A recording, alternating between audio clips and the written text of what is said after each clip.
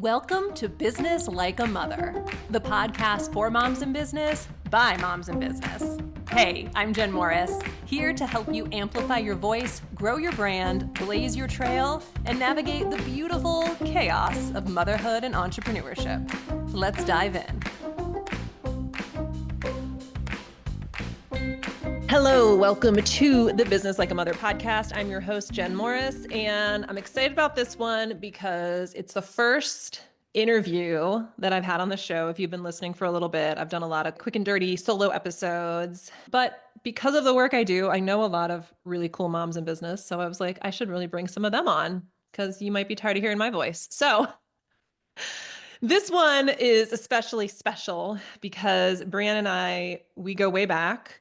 And she's just one of those people that you feel lucky to have in your life. And I feel very grateful, especially as I don't even know, like navigating unprecedented times sounds so bullshit because it's so beyond that at this point. So I don't even have words for it, but whatever. So Breann, hello. Welcome to the Hi. show. Hi, Jen. Thanks for having me. I would never tire of hearing your voice. Thank you. So you got a cool story. And I remember meeting you and being What? like, you're cool. So I'm going to read what you said, how you want me to introduce you. Okay. So Breann is an autistic school psychologist and social coach for Twice Exceptional Humans, who is also blessed with ADHD. She is the co-host of Parenting Neurodivergent Humans podcast and a mom to two neurodivergent children. And you're doing really important work in the world. So I want to just reflect that onto you right now. Okay, but what we're really going to get into today is this idea of evolving, evolution. Yeah. And your business really came out of your own journey and then it's continued to evolve. So take us back to you were working as a school psychologist and then what happened that then brought you into business ownership? Yeah. Well, okay. So a little traumatic thinking back to the school psychology days, but if you're working in schools, you know what I'm talking about. So I was a school psychologist for about a decade, worked in a urban district, I guess kind of suburban, but yeah, I just burned out. I was supporting what school districts call like the kids with behavioral challenges. And I was really good at it. And so I really resonated with those kids, so much so that when they would move their like support programs to other schools, legitimately not to burden people, I'm using air quotes in case you're just listening to this. I moved with the kids and with the program because I really loved those people. And that took me all the way into working in day treatment, which if you don't know, day treatment is kind of when school districts offer a continuum of services, day treatment is like a step away from residential treatment where you would go and live somewhere other than your home and get support in that way. And so these are kids who might be coming out of residential treatment, coming out of detention centers, or stepping up for support from their like center-based schools programs at their schools. And so I burned out on that real fast. I was part of the mental health team at this facility, which is still part of the public school system. And I mean, I was getting called the B word before 9 a.m. most days. So we started early and yeah, assaulted daily. I had my nose almost broken. Ambulance came. I had workers' comp more than a couple times for being hurt on the job by kids. And I really wanted to be a mom. And so I had a long fertility journey, dealing with some infertility stuff, and finally got pregnant. And after that, I was like, yeah, I'm not going back because what I learned was if I did go back, I would be in a different setting. And so I would be going back to a whole new situation. The school district wanted to move me back to a regular school. And yeah, I didn't want to leave my kid for that. Yeah. So yeah, It changes you. You it does. yeah. Yeah. So And go ahead. so along the way, as you do when you meet really cool people, from jobs that you have over a lifetime, thinking about, your lifetime being the evolution of yourself. Met an awesome coworker, Allison, and then we ended up both being pregnant. We both left the school district and we co-founded our business, Successfully Social.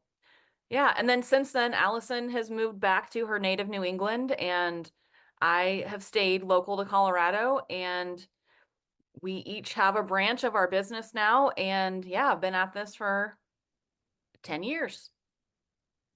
I love that. And I love that you met Allison through a more traditional quote unquote job.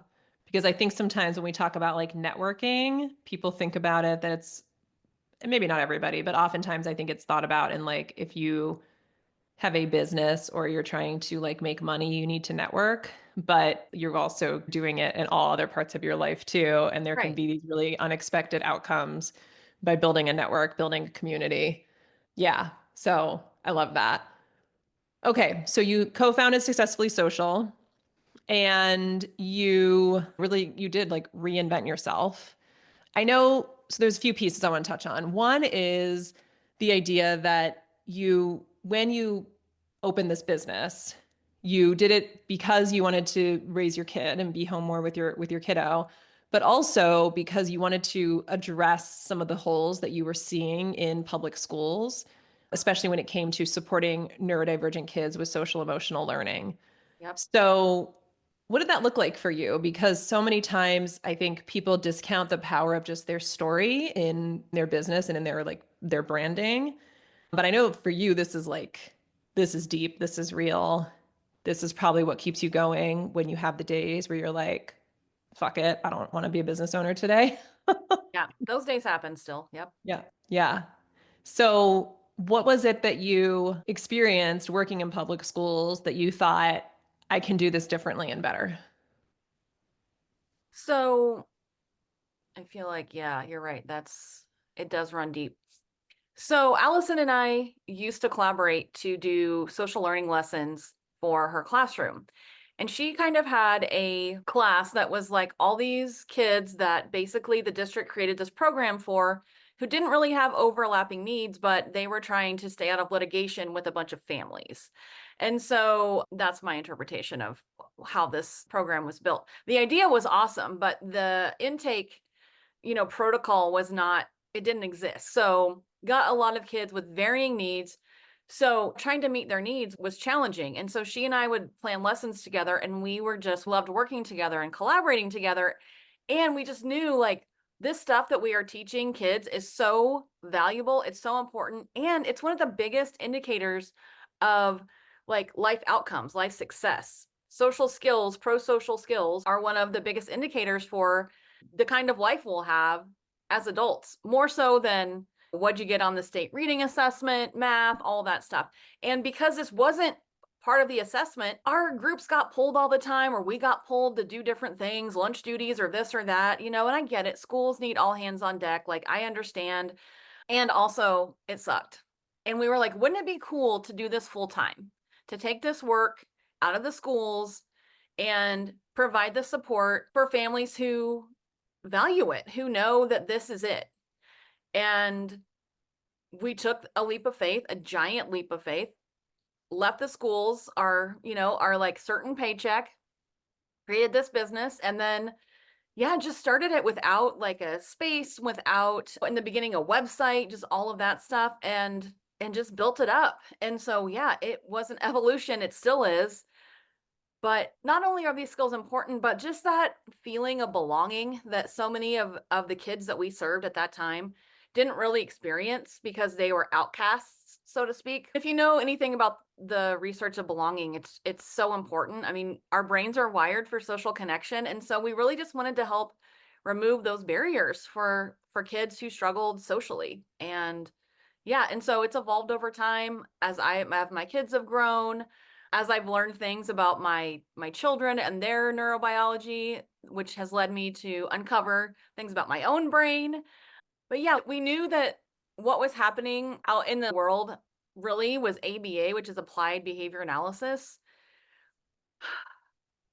which, for a lot of the autistic community, it's considered traumatic. And we wanted to offer something different. So we did. I've been talking a lot lately about using your business as an act of resistance.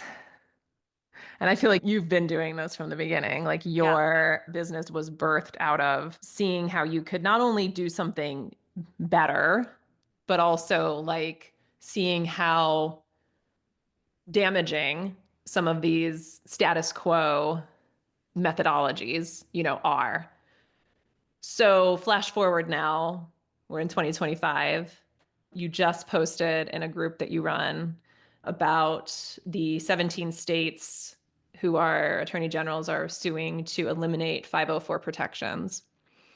I'm going to bump up this episode in airing because I think this is so important. So you've done a lot of speaking out against this and trying to educate people about it. For someone listening who may be like, I don't really understand what this is. I don't understand. Like, my kid is quote unquote normal and doesn't need protections or whatever. Tell us a little bit about this. And then, like, how are you continuing to use your business, your voice, your platform, your brand as an act of resistance and why that matters? So if you've been paying attention, you may have noticed that rights are being rapidly rolled back, taken away. And I'm going to say the quiet part out loud. This is all about eugenics and like only valuing able bodies. And for anyone listening who's like, well, I'm not disabled, my kid doesn't have a disability, I just want to remind you that 504 protections, they cover, I think, like around 6 million kids. And it's like kids who are in treatment for cancer, anxiety, right? Like depression, things like that. And if you know those numbers, we're in a mental health crisis for our youth. And so the idea that you're never going to be disabled, or like we're all eventually potentially, any one of us could become disabled at any moment. And if you only care about things when they impact you in the moment, then I invite you to like zoom out a little bit and potentially think about your community beyond yourself and the fact that there are no guarantees. As I said, any one of us could become disabled at any time, like through an accident or a trauma that we don't see coming. I mean, so yeah, I think it's big. I'm calling my representatives every day about various things, speaking out on social media, on my podcast, trying to inform people and let them know that this is a big deal. And so when we really think about like get into the ableism of all of it, just like racism, it's the water that we're swimming in, you know? And so to really be able to zoom out and think about how this impacts your community, your kid, the future, I think it's just so big. And so using my business as my newsletter, I just sent a newsletter out about this, asking people to call their attorney generals in these 17 states. And also, if you're in a state that is not part of this lawsuit, that's trying to overturn these protections because they think they're unconstitutional, that protecting people with disabilities is somehow unconstitutional, I would call your AG and just say, hey, can we get like a brief that protects people in our state, like being proactive instead of reactive? Well, I guess it's kind of both at this point. So yeah, I feel like I'm just kind of running off here, but I don't know if that fully answers your question. But I think using your business as an act of resistance it's scary, but it's like, I wouldn't know how to do it because it's just kind of otherwise, because it's like who I am. Just Mm-hmm. like bucking the system, disrupting the ABA machine, which is considered the gold standard, and like the service you can get insurance reimbursement for. I refuse to participate in that because it creates harm and it prioritizes compliance and conformity over an individual's unique wiring and their makeup. And so I reject that. I've been rejecting that since before it was cool to do that, before it was like a buzzword to be neuroaffirming. I was out there rejecting that when it was like the only option. And so I think, yeah, you have to be true to yourself when you're a business owner. And when your existence is political, like mine, because I have a disability, then you better believe that I'm going to be weaving that into my brand. Like if we have to participate in late stage capitalism because we live in the United States and that's like our option at this point. I think, both of us really believe in mutual aid and like connecting in community, supporting community, giving people what they need. And also, like, we still have to pay our bills and do our things. And I couldn't be doing this in a way that wasn't authentic to me because Mm-hmm. it's hard enough running a business. It's hard enough just being a mom, doing both of those things. Like if I wasn't being who I am, then I wouldn't be able to keep going because it wouldn't feel in integrity, with myself. We want to attract the people who kind of vibe with us, who align with us. And I think I can't be selling you my social groups if you don't know that I am like out of the closet with my neurodivergence, which again, a risk, like a big risk to take, especially now when it's like, hey, let's round up all these disabled people and send them to work camps.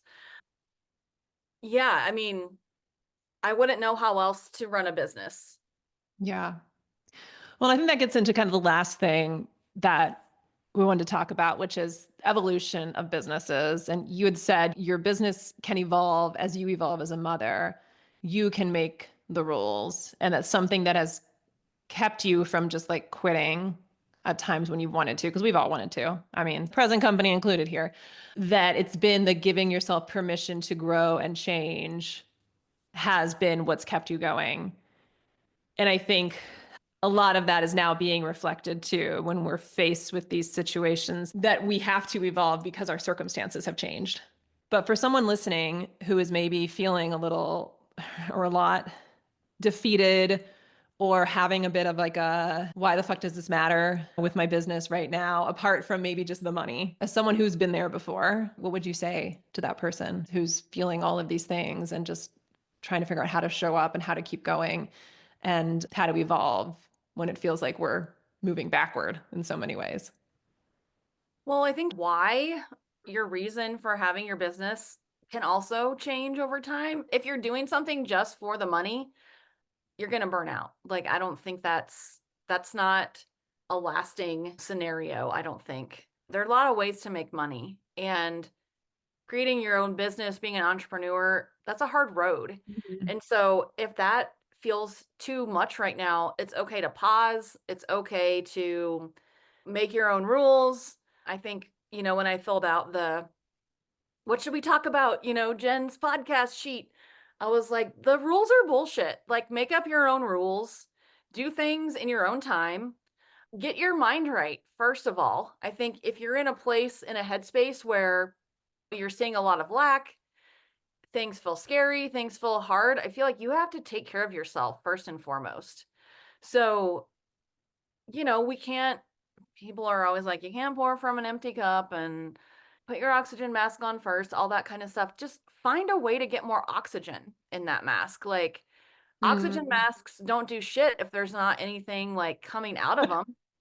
So, how can you find more oxygen for yourself before you try to reinvent your business or yourself or your why, all that stuff? I think we have to mother ourselves. We have to take care of ourselves first before we can take care of our families and our businesses. And so, gosh, not to roll that out, that old trope, but it's for real. Nervous systems regulation is super important. And I think I just did a nervous system reset for my community where we broke things and did laughter yoga. And that's been an evolution. And I was like, okay, now is the time. We need to reset our nervous systems in big ways. And I think it doesn't have to be a big way. You can have a cry, you can laugh it out, you can cry while you're laughing, whatever.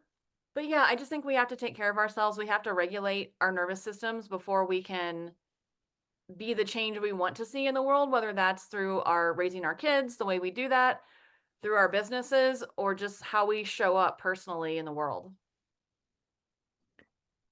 And one thing that came to mind too was that a part of your story was leaving, a job, a paycheck. And I think there's a lot more people who are going to be in those situations or are in the situations of having a job unexpectedly gone or wanting to exit a system. You walked away, you had a master's in this, you walked away from a career that kind of promises like a nice pension, at the end and stuff like that. What would your advice be to someone thinking about the same thing or being forced to think about it? I think a lot of people plan their present based on the future, and the future is not given. Every day is a gift. You have to do what's right for yourself right now. And I think a lot of times people stay in jobs that are soul sucking and that burn them out because of the retirement. Y'all, by the time you get to retirement, your body and your mental health and everything is going to be so, trashed by the survival mode that you were in this whole time, just trying to get to retirement. You got to do what's right for you today, not for 5 years from now, because the future isn't given. And so I don't know if that's helpful or not, but I think weigh the risks and be willing to take some, because change does not come without some type of investment, some type of, like energetically, not necessarily monetarily, but you have to take that risk. And so I'm not telling you, oh, quit everything and you have no savings and you have this giant car payment and all this stuff. You have to assess what's real for you right now and make a decision about those things right now. Yeah. But you can make a plan too. You I can think absolutely make a plan. it's not like I'm just gonna quit my job and then have no security blanket to cover my bills. Like, yeah, but you can take a step today for the present that's not just about like this, future thinking retirement when you're 70, if you're lucky, kind of a thing. Right, Yeah, I love what you said. That actually made me tear up a little bit. Aw. Look at you waking up my cold dead soul. Oh my gosh. Oh, I adore you. I adore you. You are a voice that is very needed. So thank you. Where can people find you? Tell us about all the things you're up to. All right. Well, thank you for those kind words. I hope my ramblings made some kind of sense. So people can find me on my podcast. So anywhere you get your podcast, Parenting Neurodivergent Humans. We're in season 2 over there. So give us a follow. We'll put it in the show notes. That would be amazing. People can find me my website, besuccessfullysocial.com, if you're curious about the services, the social coaching services that I offer. And, that our New England branch offers as well. We have virtual. So if you're like, I'm listening to this, but I live in Vermont or whatever, we got you covered, girl. Like, we can do virtual support as well. And then, gosh, I really hate Meta right now, but I'm on social media platforms. And my handle is It's Breann Colpitts. So you can find me in the social media land at that handle as well, including YouTube. Awesome. I'll get you on YouTube. Didn't know you were hanging out there. Leveling up. Yeah. TikTok was my fave, and then now it's a propaganda machine. And so just like the others. So yeah, started a YouTube channel. Now my 10-year-old's like, he's like, Mom, you could be like Mr. Beast. He started with just 1 follower. I'm like, okay. All right. So anyway, we celebrate every follower like we're Mr. Beast. So love it. Yes. Yes. I love it. Sorry. Subscriber. That's right. I think I have about 2 on YouTube. So I'll go subscribe to you and you can subscribe to me, and then we'll celebrate. Yeah. I don't know who Mr. Beast is, but I'll look him up and I'll celebrate like him. Yeah. My 10-year-old will be very impressed for me. So thanks. Awesome. Thanks, Breann. Love you, friend. Thanks for having me. You're the best. Thanks for tuning in to Business Like a Mother. If you love this episode, do me a favor and make sure to hit subscribe so you never miss a moment. And if you're feeling extra generous, leave a review. It helps other moms in business find the show and join this amazing community. Because we are not meant to do motherhood or business alone. Want more? Head to renegademotherhood.com for resources, workshops, and events designed just for moms like you. Until next time, keep growing your business, raising your voice, and blazing your trail like a mother.